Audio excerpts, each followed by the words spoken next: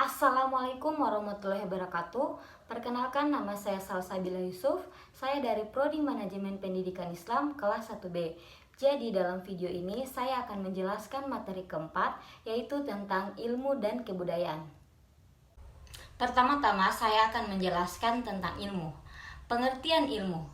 Pengertian ilmu berasal dari bahasa Arab alima ya'lamu, ilman dengan kata wazalan fa'ila yaf'alu, yang berarti mengerti, memahami secara benar-benar. Sedangkan dalam bahasa Inggris disebut science, dari bahasa Latin scientia yaitu pengetahuan, dan scire yaitu mengetahui. Ilmu adalah pengetahuan yang pasti, sistematik, metodik, ilmiah, dan mencakup kebenaran umum mengenai objek studi. Ilmu membentuk daya inteligensi yang menghasilkan keterampilan atau skill. Ilmu digali dan ditemukan oleh manusia untuk mempermudah aktivitas dalam kehidupannya. Praja menyatakan ilmu sebagai sesuatu yang melekat pada manusia, di mana ia dapat mengetahui segala sesuatu yang asalnya ia tidak ketahui. Pada hakikatnya, tujuan ilmu untuk mempermudah aktivitas manusia dalam memenuhi kebutuhan dan mencapai tujuannya. Berdasarkan hal tersebut, Van Melsen dalam surah Ijzo mengemukakan ada 8 ciri yang menandai ilmu. Yaitu poin pertama, ilmu pengetahuan secara metodis harus mencapai suatu keseluruhan yang secara logis koheren. Itu berarti adanya sistem dalam penelitian atau metode maupun harus susunan logis. Yang kedua, ilmu pengetahuan tanpa pamrih, karena hal itu erat kaitannya dengan tanggung jawab ilmuwan. Dan yang ketiga, universal ilmu pengetahuan. Semua ilmu yang diketahui itu bersifat universal. Yang keempat, objektivitas. Artinya, setiap ilmu terpimpin oleh objek dan tidak didistori oleh prasangka-prasangka subjektif. Yang kelima, ilmu pengetahuan harus dapat diverifikasi oleh peneliti ilmiah yang bersangkutan. Karena itu, ilmu pengetahuan harus dapat dikomunikasikan. Ilmu pada dasarnya sudah diakui oleh peneliti ilmiah. Terdapat kesepakatan yang sesuai dengan fakta dan pengetahuan yang ada. Yang keenam, progresivitas. Artinya, suatu jawaban ilmiah baru bersifat ilmiah atau sungguh-sungguh bila mengandung pertanyaan-pertanyaan baru dan menimbulkan problem-problem baru lagi. Yang ketujuh, kritis. Artinya, tidak ada teori yang definitif. Setiap teori terbuka bagi suatu peninjauan kritis yang memanfaatkan data-data baru. Yang kedelapan, ilmu pengetahuan harus dapat digunakan sebagai perwujudan kebertahuan antara teori dan praktis. Selanjutnya, penjelasan kedua tentang hakikat ilmu. Melalui hakikat ilmu dan nilai-nilai yang dikandung memiliki pengaruh terhadap pengembangan kebudayaan nasional yang kembali lagi pada tujuannya untuk mempermudah aktivitas manusia. Menurut Surya Sumantri, peranan ilmu yaitu ilmu sebagai suatu cara berpikir. Ilmu merupakan suatu cara berpikir dalam menghasilkan suatu kesimpulan pengetahuan yang berupa pengetahuan yang dapat diandalkan.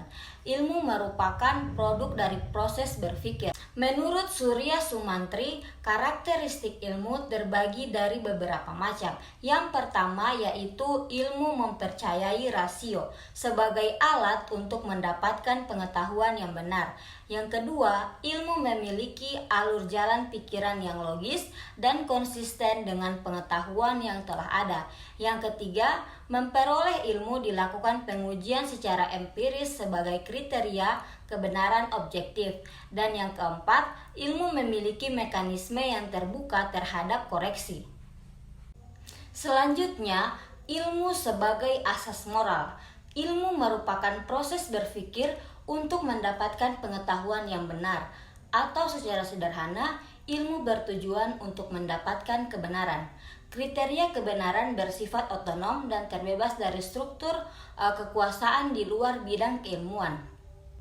Selanjutnya, saya akan menjelaskan tentang materi kedua yaitu kebudayaan. Pengertian kebudayaan.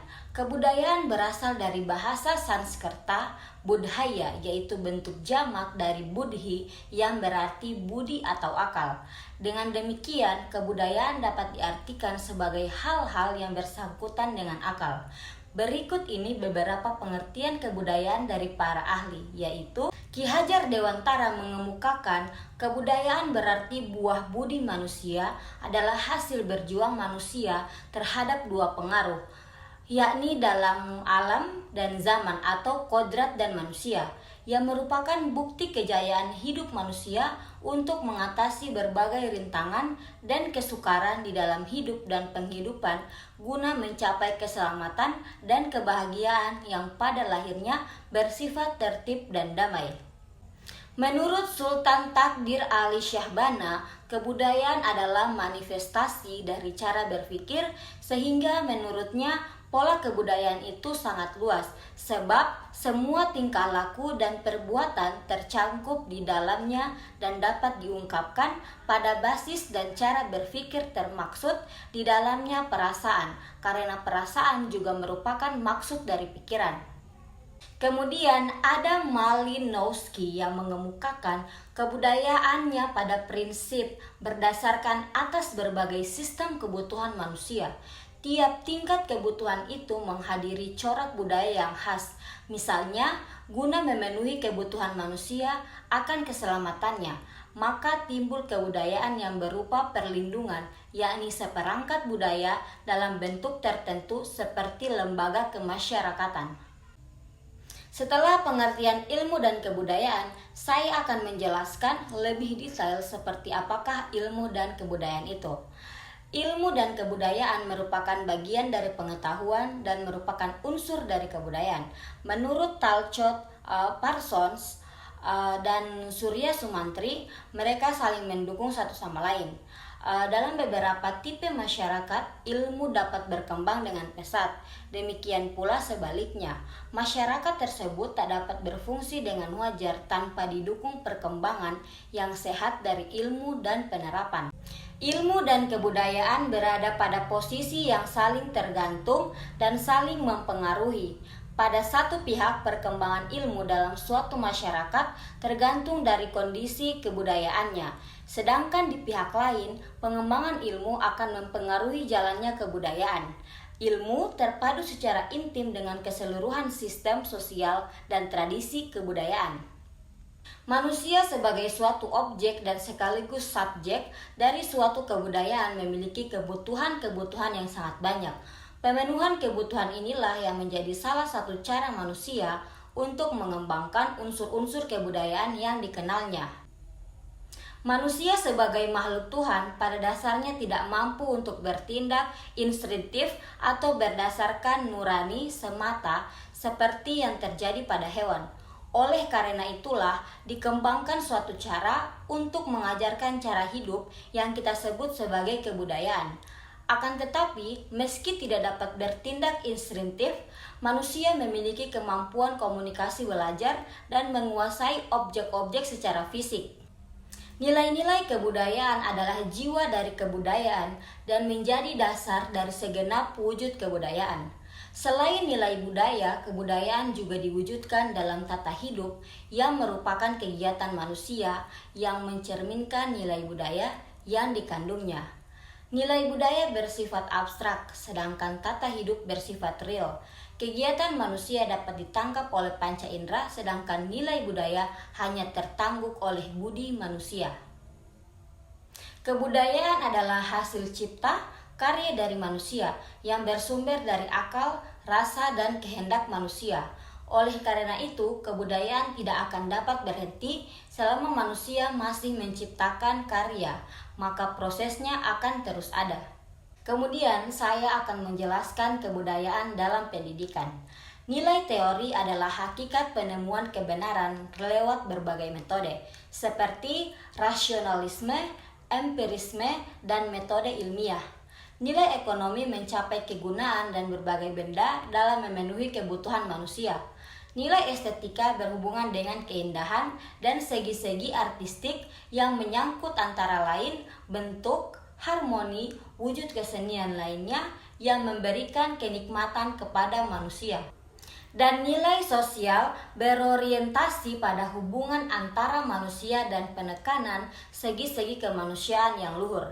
Nilai politik berpusat pada kekuasaan dan pengaruh baik dalam kehidupan bermasyarakat maupun dunia politik, sedangkan nilai agama merengkuh penghayatan yang bersifat mistik dan transendental dalam usaha manusia untuk mengerti dan memberi arti bagi kehadirannya di muka bumi ini. Pendidikan adalah salah satu media penyampaian ilmu.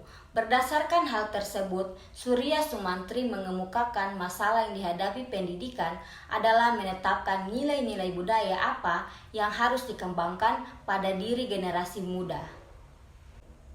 Oleh karena itu, selalu dibutuhkan untuk mengkaji masalah tersebut. Nilai budaya harus dikembangkan sesuai dengan perkembangan zaman dan kebutuhan. Usaha pendidikan yang sadar dan sistematis mengharuskan untuk bersikap eksplisit dan definitif tentang nilai-nilai budaya tersebut. Penjelasan selanjutnya yaitu perkembangan ilmu dan kebudayaan nasional. Ilmu dan kebudayaan berada dalam posisi yang saling tergantung dan saling mempengaruhi. Nilai-nilai ilmiah dan pengembangan kebudayaan nasional.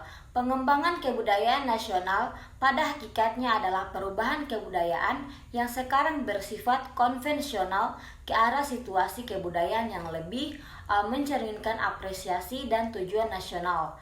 Proses pengembangan kebudayaan ini pada dasarnya adalah penafsiran kembali nilai-nilai konvensional agar nilai sesuai dengan tuntutan zaman serta pertumbuhan nilai-nilai baru yang fungsional. Peningkatan peranan keilmuan. Keadaan masyarakat kita sekarang masih jauh dari tahap masyarakat yang berorientasi pada ilmu. Bahkan dalam masyarakat yang telah terdidik pun, ilmu masih merupakan koleksi teori-teori yang bersifat akademik yang sama sekali tidak fungsional dalam kehidupan sehari-hari. Kebudayaan Indonesia pada hakikatnya adalah satu. Walaupun Indonesia memiliki perbedaan-perbedaan budaya, tradisi, adat istiadat, dan kebiasaan, tetapi dengan tujuan dan semangat kebangsaan budaya Indonesia yang beragam tetap utuh dan satu dalam perbedaan tersebut. Pada dasarnya, corak ragam kebudayaan yang ada menggambarkan kekayaan kebudayaan bangsa Indonesia yang menjadi modal landasan pengembangan budaya bangsa seluruhnya. Hasil-hasil dari pengembangan budaya tersebut dapat dinikmati oleh seluruh bangsa. Pola kebudayaan muncul berdasarkan sistem suatu masyarakat. Perkembangannya dipengaruhi oleh ilmu. Menurut Surya Sumantri mengemukakan di negara kita telah mengalami polarisasi membentuk kebudayaan sendiri. Polarisasi yang dimaksud dalam hal ini adalah pembagian atas dua bagian kelompok yang berkepentingan yang berlawanan. Polarisasi ini didasarkan kepada kecenderungan beberapa kalangan tertentu untuk memisahkan ke dalam dua golongan, yakni ilmu-ilmu alam dan ilmu sosial. Baiklah, sekian materi yang bisa saya jelaskan. Mohon maaf apabila banyak kekurangan. Wassalamualaikum warahmatullahi wabarakatuh.